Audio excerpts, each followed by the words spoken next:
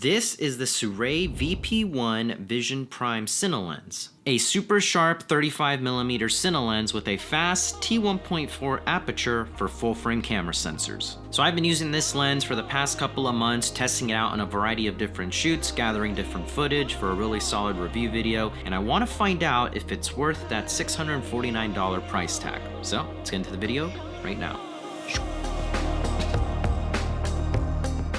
Okay, so full disclosure, SIRUI did send me this lens to review and test out to showcase on the channel, but they are not monitoring this in any sort of way.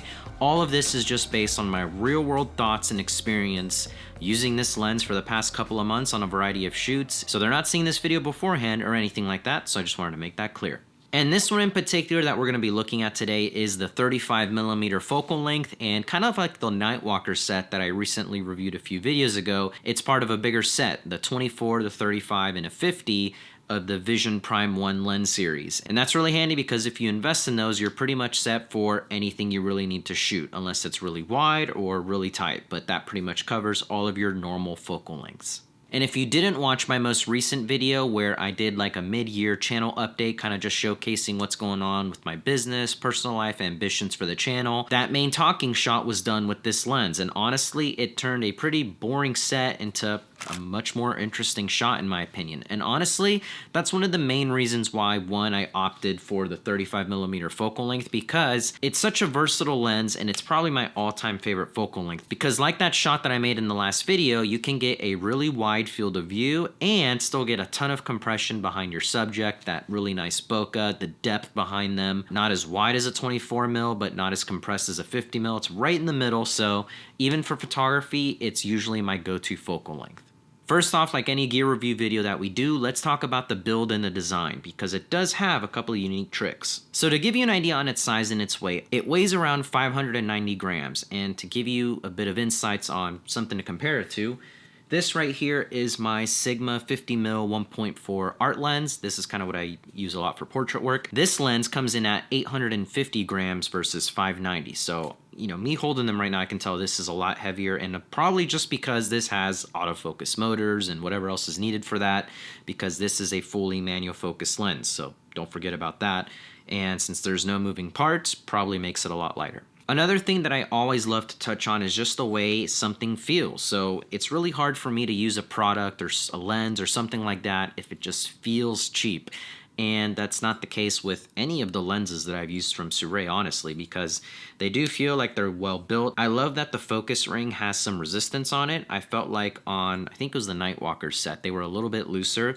This one has a little bit of resistance, and that's important because I always feel like if it's too loose, it's gonna move on you slightly while you're filming, or if you're, shooting handheld, whatever the case is. And then your aperture stop has a little bit of resistance, not as much as your focus thread. This is made from aircraft grade aluminum. It feels really good, durable, not weather sealed. That's one thing to note, but it definitely feels like a premium lens. What's really most important, or most unique, I should say, not probably the most important, is the fact that with this lens, you can change its mount. So I shoot on Canon RF, on a Canon R5C and an R6 Mark II, but natively this comes with a Sony E mount, I believe, and when it first came like that, I was like, oh man, I'm gonna not be able to shoot this, and then come to find out that you can switch the mount yourself, which is insane. So here you can see this is the Sony E mount that it came with, and I swapped over the RF mount. And so honestly, pretty crazy that you can do that yourself. Comes with its own little toolkit,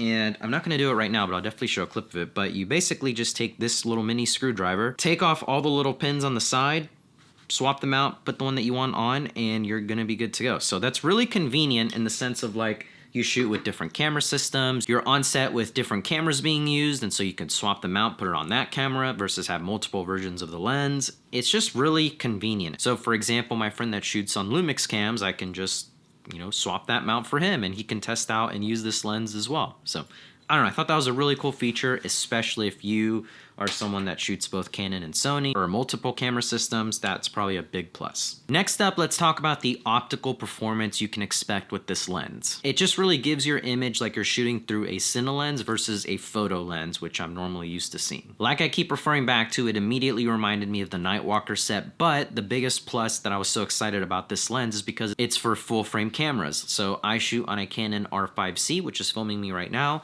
and I could use the Nightwalker set, and I did on this camera, but I had to punch into Super 35 mode, and I'm glad I can still do that, and it still looked great. But to get that full width, that full quality from the oversampled 8K sensor, I can now get that full field of view of 35mm with this. And another most important thing about it is the fact that it is a T1.4 lens, because not only great for separating your subject from a background, kind of like in that set in my previous video, but if you're shooting at night or in low light scenes, that's gonna really save your ISO from having to bump it up really crazy high if I was shooting on this, for example, where it only goes down to 2.8.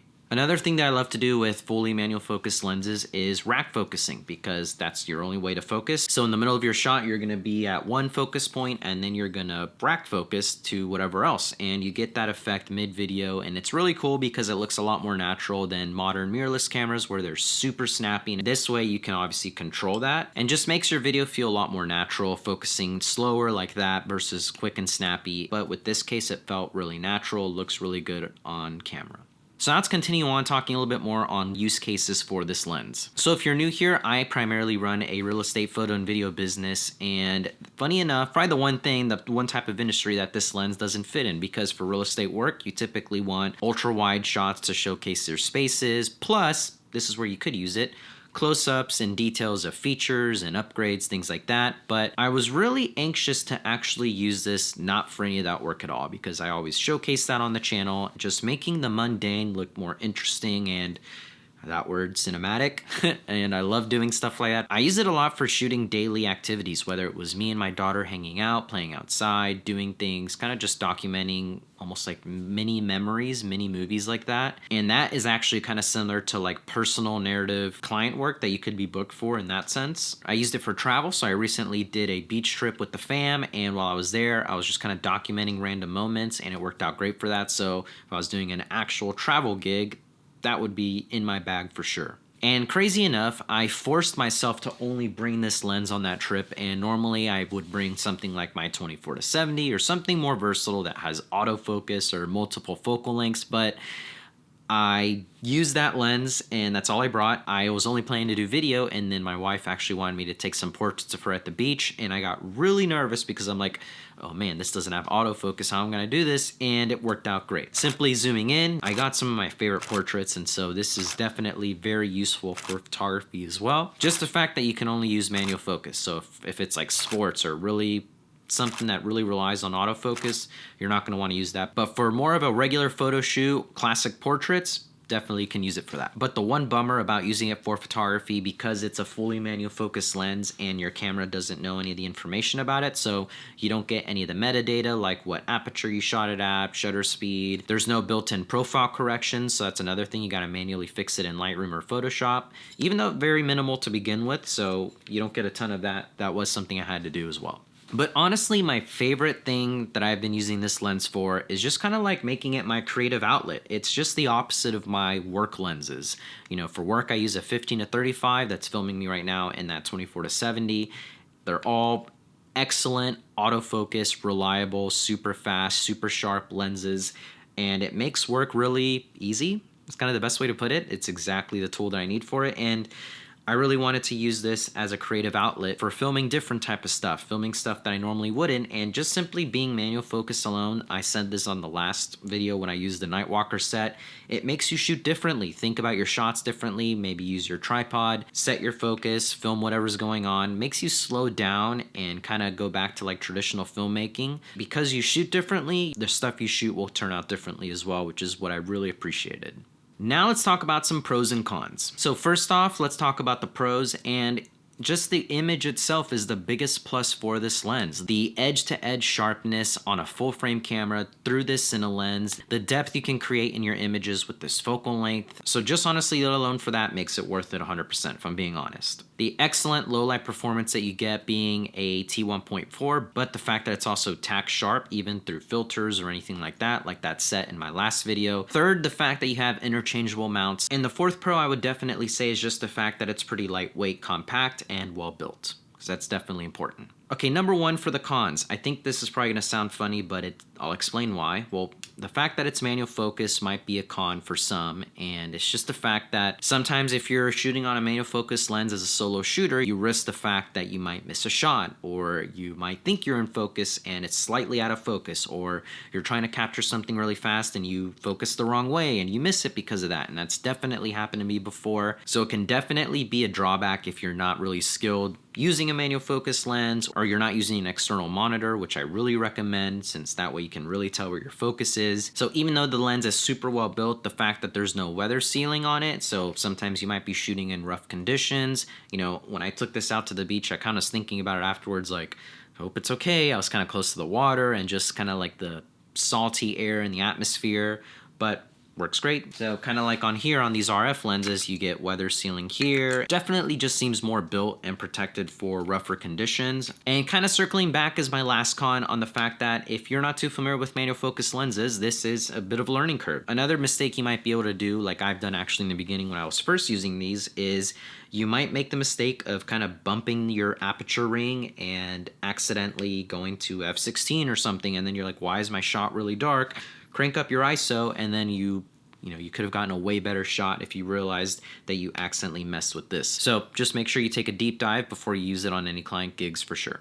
All right, so the final verdict. Is this lens worth that $649 price tag?